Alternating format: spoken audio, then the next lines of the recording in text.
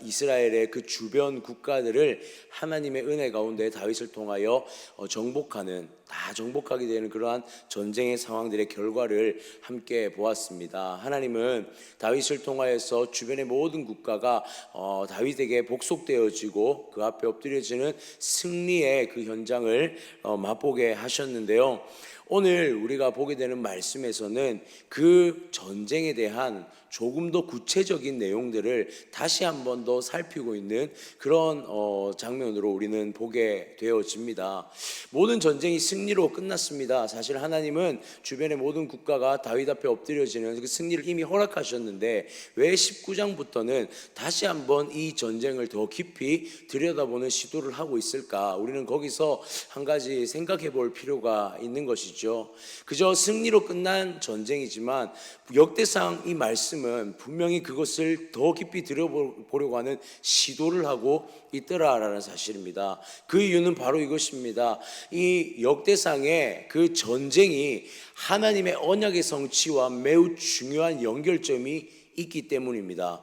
이 말씀을 통해서 하나님의 언약의 성취가 어떻게 일어나는 것인지 단순히 전쟁의 승리만으로 그것이 그냥 비춰지는 것이 아니라 하나님이 어떻게 일하고 계시며 이 언약의 성취가 마치 전쟁과 승리 단순히 그러한 개념이 아닌 그 안에 하나님의 은혜가 어떠한 방식으로 작용하고 있는지에 대해서 오늘 말씀이 더 구체적으로 나타내고 있더라라는 사실이죠. 그래서 오늘 우리는 19장 1절에서 20장 8절까지의 말씀 가운데 나타나는 하나님의 언약의 성취의 그 은혜의 장면들, 우리가 더 깊이 들여다볼 때에 나오는 그 은혜의 모습들을 우리가 함께 찾아보고 살펴보기를 원합니다.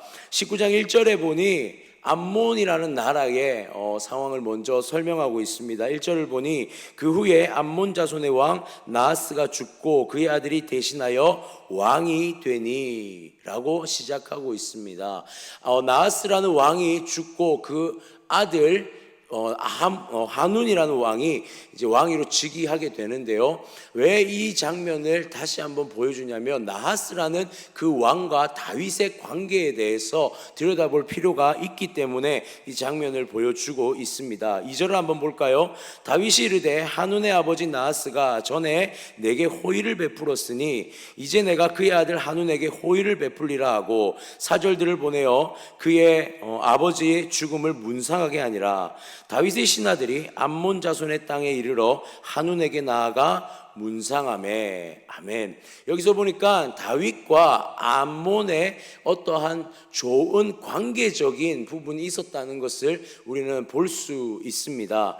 이 시기가, 이 나하스와 다윗의 관계의 시기가 언제였는가 하면 이전에 사울이 초대 왕으로 등극했을 당시에 암몬과의 전쟁 속에서 암몬에게 크게 승리를 하게 됩니다. 이때 암몬의 왕이었던 나하스는 결국 패배를 하고 도망하게 되는데요. 이때 이들 가운데 조약을 맺게 되었던 것 같습니다. 그러니까 전쟁에서 이기고 전쟁에서 승리와 패배를 했을 때에 승리한 국가에게 패배한 국가가 종속되어지는 것이죠. 자, 그때에 다윗은 어떤 상황이었냐면 사울에게서 도망하던 시기였던 것이죠. 사울을 피해서 도망하던 시기에 이 나하스라는 왕에게 도움을 받은 적이 있었던 것 같습니다. 즉 나하스라는 암몬의 왕에게 은혜를 입었던 것이죠. 그리고 다윗이 정권을 잡는 그러한 왕에 등극했을 때에 다윗은 그때에 자신이 받았던 은혜를 잊지 않았다라는 사실입니다. 이것은 정복 전쟁과는 조금 다른 어떤 하나의 에피소드를 보는 것과 같습니다. 즉 다윗은 그냥 단순히 가서 암몬을 정복한 것이 아니라 그 정복 전쟁 이전에 어떠한 사건이 있었다는 것을 보여주고 있는 것이죠. 이 다윗의 마음에는 어떤 마음이 있었냐면 암몬이라는 나라에 대해서, 특히 암몬을 다스렸던 나하스라는 왕에 대해서 은혜를 입은 마음이 있었다는 것입니다. 그리고 그 나하스가 죽었을 때에 이 암몬에 사절단을 보내어서 문상 조문을 하는 그 행렬을 보냈다라는 것이죠. 중요한 것은 이 사절단이 암몬에 들어갔을 때에 그 다음 때 왕이었던 이 한운, 나하스의 아들이었던 한운과 그 신하들은 그 조문 행렬을 온전히 바라보지 않았다는 것에서 사건이 발달이 시작되었다라는 것이죠. 3절을 한번 볼까요? 암몬 자손의 병백들이 한운에게 말하되 왕은 다윗이 조문사절을 보낸 것이 왕의 부친을 존경함인 줄로 여기시나이까. 그의 신하들이 왕에게 나온 것이 이 땅을 엿보고 정탐하여 전복시키고자 함이 아니니까 하는지라. 아멘. 여기서 보니까 다윗의 조문 행렬, 이 사절단을 의심의 눈으로 바라보고 있습니다. 분명히 다윗은 여기서 헤세드, 은혜의 마음으로 은혜를 갚는 심정으로 조문 행렬을 보내고 있는데, 그것을 바라보고 있는 암몬의 왕과 신하들은 어떤 관점으로 이것을 보냐면, 그들이 우리를 정복하기 위해서 지금 정탐하러 오고 있다라고 보고 있더라는 사실이죠. 아마도 그랬을 수 있을 것 같습니다. 과거 사울에게 대패해서 그 조약을 맺었던 그러한 장면들이 그들에게는 트라우마처럼 남아있을 수 있었을 것입니다. 그래서 의심으로 바라볼 수는 있었다는 것이죠.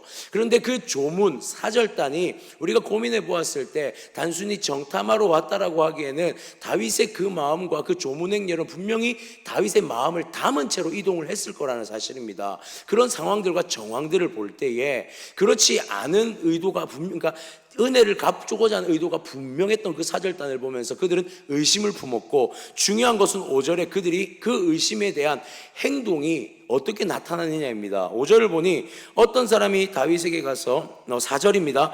한운이 이에 다윗의 신하들을 잡아 그들의 수염을 깎고 그 의복을 볼기 중간까지 자르고 돌려 보내매. 사절단의 사람들을 붙잡아서 수염을 잘라버리고 머리를 잘라버린 것입니다. 그러니까 한마디로 목숨은 거두지 않았는데 이것을 무엇으로 보냐면 이 사절단의 목숨이 내 손에 있다라는 걸 보여주는 것이죠. 그리고 그대로 돌려보내버린 것입니다. 그리고 5절에는 이 소식이 누구에게 전해집니까?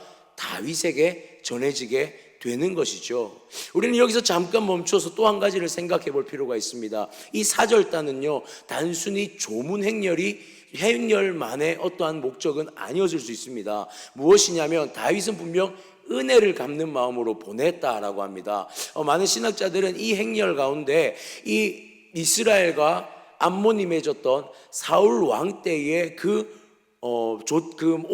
올바르지 않은, 그러니까 한쪽이 종속되어져 있던 그 좌친의 조약들을 다시금 맺기 위하여서 보낸 사절단이라고도 보더라는 사실이죠. 즉 다윗은 단순히 조문만 하는 것이 아니라 그들과의 계약을 다시 한 번 더 조율하기 위하여서 보낸, 선한 마음으로 보낸 사절단일 수 있었다라는 사실입니다. 그러나 암몬 왕과 그 신하들은 그들을 잡아 수염을 자르고 머리를 자르는 행위를 통하여서 그것이 곧 전쟁의 발단이 되게 되었다라는 것이죠. 결국 어떻게 되어집니까? 6절부터 15절까지의 말씀에는 전쟁이 발발하게 되어집니다. 암몬 자손들이 그들의 머리를 잘라 보낸 이후에 이것은 분명히 다윗에게 전쟁의 도발이 될 것이라는 사실을 알고 있었고, 그들은 그 이후에 전쟁을 준비하고 선제 공격을 준비하게 되는 것이죠. 그리고 요압 장군과 아비새를 통하여서 전쟁이 일어나게 되고 결과적으로 이스라엘이 승리하는 그러한 정복 전쟁의 발단이 되게 되어지더라는 사실입니다. 우리는 여기서 이 고민을 해보아야 합니다. 여기서 하나님의 언약의 성취와 이 장면이 무슨 관계가 있냐라는 사실이죠.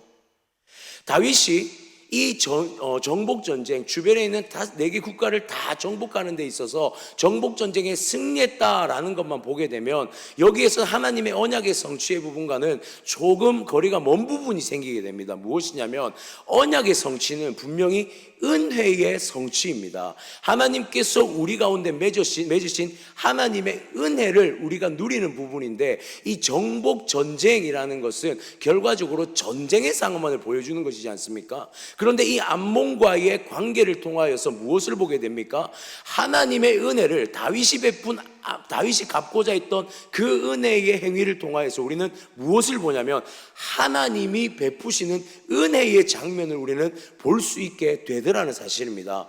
여러분, 하나님의 언약의 성취는요, 사람이 막을 수 있는 것이 아닙니다. 하나님께서 우리에게 약속하신 그 언약의 성취는 반드시 이행되는 성취입니다. 그런데 그 언약의 성취 자체의 방법은 하나님께서 단순히 하나님의 강압적인 방법으로 이루어지는 것이 아니라 우리 가운데 선택적으로 주어질 수 있다라는 사실입니다. 무슨 의미냐면 언약의 성취를 우리가 이루는 것은 아니지만, 우리가 어떻게 행할 수 있는 것은 아니지만, 하나님은 이것을 은혜의 방법으로 행하기를 먼저 원하셨다라는 사실을 우리에게 밝혀 보여주고 계시더라는 사실이죠. 만약에 암몬이 이것을 선함으로 받아들였고 이 조문 행렬의 그 은혜의 마음을 은혜로 받아들였다면 은혜로서의 좋은 화친의 관계를 맺을 수도 있었다라는 사실입니다. 그러나 이 암몬은 이것을 어떻게 받아들입니까?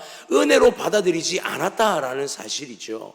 여러분, 우리가 복음을 전하는 전도를 한다고 생각해 볼 때에, 우리가 전도를 하게 되면 이것을 누군가가 받아들일 때에 전도의 은혜로서 받아들일 수 있습니다. 그러면 그 사람에게는 은혜로서 하나님의 은혜를 누리게 되는 것이죠. 그런데 모든 이들이 이것을 다 은혜로 받아들이지는 않더라는 사실입니다. 우리가 길에 나가서 전도를 하지만 이것을 거부하는 자들도 있을 것이고 이것을 거절하는 자들도 있을 것입니다. 그들은 다 은혜를 그 자리에서 누리지 못하게 되는 것이죠.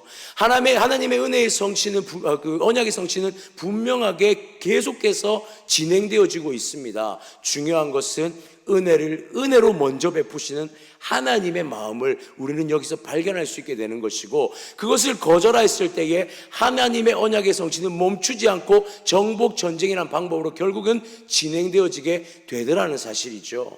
그런데 중요한 것은 이것을 받아들이지 않는 암몬의 정복 전쟁만으로 끝나지 않더라는 사실입니다. 이 전쟁은 바로 그 다음에 이어서 아람과의 전쟁으로도 연결이 되는데요, 우리가 6절의 말씀에 보면 이렇게 기록합니다. 암몬 자손이 자기가 다윗에게 믿게 한 줄 안지라. 한운과 암몬 자손은 더불어 은 1000달란트를 나하라임과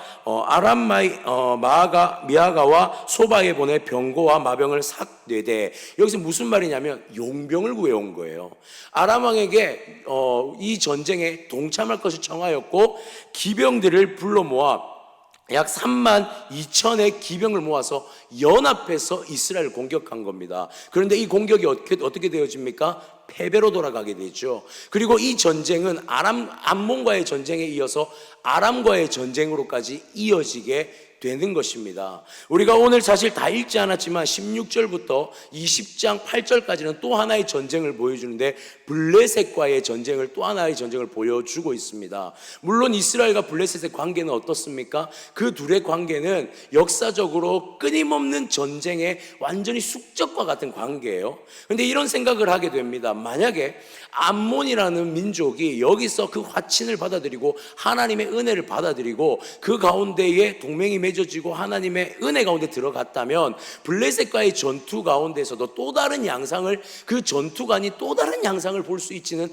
않았을까 하는 하나님의 은혜의 흘러감에 대한 우리는 장면도 기대해 볼 수 있었다라는 사실이죠. 그러나 한 왕의 다윗과의 그 틀어짐, 다윗이 은혜를 베푸는 상황에 대해서 그것이 틀어진 것에 대한 정복전쟁은 결국에는 하나님의 언약의 성취를 위한 과정으로서 끝까지 이행되게 되는 것을 보게 되더라는 사실입니다.